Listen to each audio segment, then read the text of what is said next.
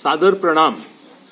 आज हम लोग जौनपुर में हैं और हमारे साथ यादवेंद्र शुक्ला जी हैं, यादवेंद्र दत्त शुक्ल, और उनके साथ उनकी धर्मपत्नी हमारी भाभी जी हैं। बहुत ही स्नेहिल परिवार है और हम लोगों का ये यहाँ पे दूसरी विजिट है। आप यहाँ के, आपके दादा यहाँ पे जमींदार रहे और अभी भी उस प्रथा को निभाते हुए ये यहाँ पे आसपास के जो भी 10-20 गांव हैं उनके लोग उनको वही सम्मान देते हैं। और इनके परिवार में इन्होंने बड़े अच्छे अपने बच्चों को पढ़ाया लिखाया, और एक तो उत्तराखंड में अधिकारी हैं, एक सूरत में रहते हैं। इन्होंने बॉम्बे में अपने, काफी इनके रिश्तेदार हैं, काफी वर्ष इन्होंने बॉम्बे में बिताया। समाज सेवा में इन्होंने अपनी बहुत सेवाएं दी, हर स्तर पर, दिल्ली में भी और लखनऊ के में, यहाँ पे भी, आज भी ये अपना कार्य करते रहते हैं।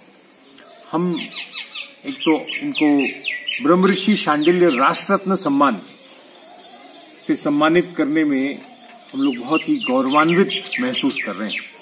मैं चाहूंगा कि यादवेंद्र जी अब अपना खुद अपने बारे में थोड़ा, अपने परिवार के बारे में, इस गांव के बारे में, क्षेत्र के बारे में थोड़ा परिचय दें, और कैसे हम इस जौनपुर को, क्योंकि अयोध्या का जो 125 किलोमीटर रेडियस है, इसको विशेष आध्यात्मिक क्षेत्र बनाने का जो प्रयास है, इसमें कैसे हम इसको ले चलें और क्या आपका उसमें योगदान होगा, कैसे रूपरेखा बनाई जाएगी, इस पर चर्चा यादवेंद्र जी से। यादवेंद्र शुक्ला मैं हूँ और छात्र जीवन से ही मेरी रुचि राजनीति में रही।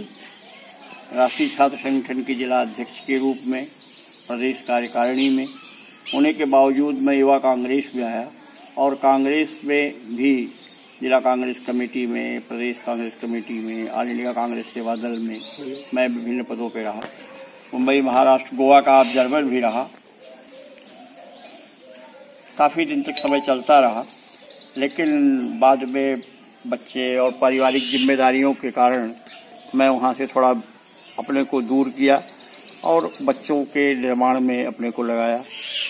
भगवान की कृपा से और मेरे गुरुदेव पंडित श्री राम शर्मा आचार्य के आशीर्वाद से मैं उसमें सफल रहा। मेरा बेटा पीसीएस अधिकारी है उत्तराखंड में और दूसरा बेटा भी बैंक में एम्प्लॉई है सूरत में। अब सारी जिम्मेदारियों से निवृत्त हूँ। 4 बच्चियों की शादी मैंने कर लिया। अब सब कुछ ठीक है, भगवान की कृपा है, अच्छा है जो कुछ है। जहाँ तक पंडित जी ने कहा कि क्षेत्र के विकास के लिए, प्रकाश के लिए, तो हमारी भारतीय संस्कृति, और हम झिझोरा ही पीट रहे हैं कि हम विश्वगुरु थे, लेकिन जैसे कहते हैं लोग कि हींग निकल गई, केवल डिब्बा घूम रहा है। तो अगर त्रिपाठी पंडित जी के नेतृत्व में, पंडित तिवारी जी के नेतृत्व में उस हींग को पैदा किया जाए, मूल रूप उसका पैदा किया जाए, और उसके लिए जो ये प्रयासरत हैं, और अयोध्या जो आध्यात्मिक नगरी के साथ भारत की अस्मिता और गौरव का प्रतीक है, उसके 125 किलोमीटर के रेडियस को आपने सुधारने, संवारने और सजाने का कार्यक्रम शुरू किया है। तो मैं दिल से इनका स्वागत करता हूं और इस नेक काम के लिए इन्हें बधाई देता हूं, और यथासंभव जो मेरी शक्ति है, शारीरिक, मानसिक, सब कुछ इस संस्था को, इस व्यवस्था को देने का वचन देता हूं।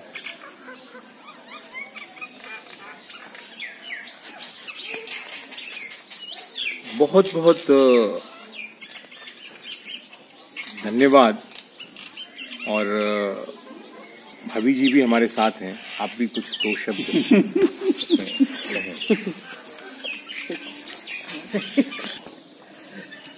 बोलिए। हमको कोई कठिनाई नहीं हुई। आप खुश हैं? हाँ, खुश हैं। ये जो गांव है, आप जब से आई यहाँ पे, है ना, बता रहे थे कि ये 12वीं में या कब पढ़ते थे, तो मैं 11वीं में था। 11वीं में थे, तभी विवाह हो गया और 12वीं में गौना हो गया। तो मेरे ख्याल से आप लोग 16-17 साल के रहे होंगे जब आपके पहले संतान की आपको प्राप्ति हुई। तब से लेके अभी गांव में क्या अंतर आया? गांव, क्योंकि आपने तो उसको बड़े करीब से देखा होगा। बहुत कुछ अंतर आया। लेकिन जिम्मेदारी कुछ नहीं थी। पहले सास ससुर थे, फिर ये थे, उसके बाद बच्चे हो गए। सारी जिम्मेदारियों से भी मुक्ति ही है।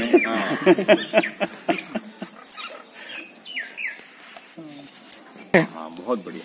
तो हमें जो हमारा ये विशेष आध्यात्मिक क्षेत्र है, वैसे तो पूरे भारत में ही हमें इसको करना है, पूरे विश्व को इसको देखना चाहिए, क्योंकि विश्व गुरु भारत अकेला किसी एक व्यक्ति का नहीं होगा। और विश्व गुरु भारत में कोई हर गांव में हमें एक ऐसा परिवार चाहिए जो समर्पित भाव से उस ग्राम पंचायत को, गांव को विश्व गुरु भारत के साथ जोड़ने का प्रयास करे और जोड़े। तो इसमें मैं आज इस उपलक्ष्य में पूरे भारत से, विश्व से निवेदन करूंगा, खास करके विशेष आध्यात्मिक क्षेत्र में जो लोग भी इस प्रक्रिया में हमारे साथ जुड़ना चाहें, वो लोटस टावर टीवी में लक्ष्मी जी अपना नंबर बता देंगे, उसमें संपर्क कर सकते हैं। और अभी हम लोग ये जो हमारी वाराणसी में एक अखिल भारतीय दंडी सन्यासी प्रबंधन समिति है, ये शंकराचार्य जी ने इसको दंडी स्वामियों की एक प्रथा को शुरू किया था चारों मठ को स्थापित करने के बाद, कि ये दंडी स्वामी भारतीय सनातन परंपरा को कायम रखने के लिए, समाज में अव्यवस्था न फैले और धर्म के साथ कार्य हो, इसके लिए उन्होंने दंडी स्वामियों की एक व्यवस्था बनाई। तो मैं तो निवेदन करूंगा कि शुक्ला जी से और भी जो लोग देख रहे हैं कि हर ग्राम पंचायत में आप इस आश्रम के साथ एक दंडी स्वामी की व्यवस्था को जोड़ने का प्रयास करें। ये वैसा व्यक्ति, क्योंकि इसमें दंडी स्वामियों में पुरुष ही दंडी स्वामी हैं, शायद जो भी व्यवस्था रही है। और तो दंड धारण करके ऐसा अगर कोई व्यक्ति हमको मिलता है जो समाज के लिए, गांव के लिए, ग्राम पंचायत के लिए कार्य करना चाहता है या क्षेत्र के लिए, उसको हम लोग इस व्यवस्था में जोड़ें और वो वाकई हमारे साथ विश्व गुरु भारत अभियान में चल करके भारत को विश्व गुरु बनाए। जो अव्यवस्था फैल गई है, जो मटेरियलिस्टिक वर्ल्ड के लिए हमारी जो भागदौड़ है, जिसमें वेस्टर्न वर्ल्ड बहुत परेशान है, हालांकि वो हमको अभी भी मार्गदर्शन देता है। मैंने कल भी उसको बाइडेन को भी ट्वीट किया, मैंने कहा भाई अगर आपने इसको ठीक करना है तो हम लोग कल एक लामा साहब से मिले थे, वो वहां पे हमारे तिब्बत यूनिवर्सिटी है, तो उन्होंने एक किताब लिखी बुद्धिज्म पे, उसका प्रीफेस में ही उन्होंने कई सारी चीजों को जिक्र किया। तो मैंने वो 8-10 पेज है, मैंने ट्वीट भी किया।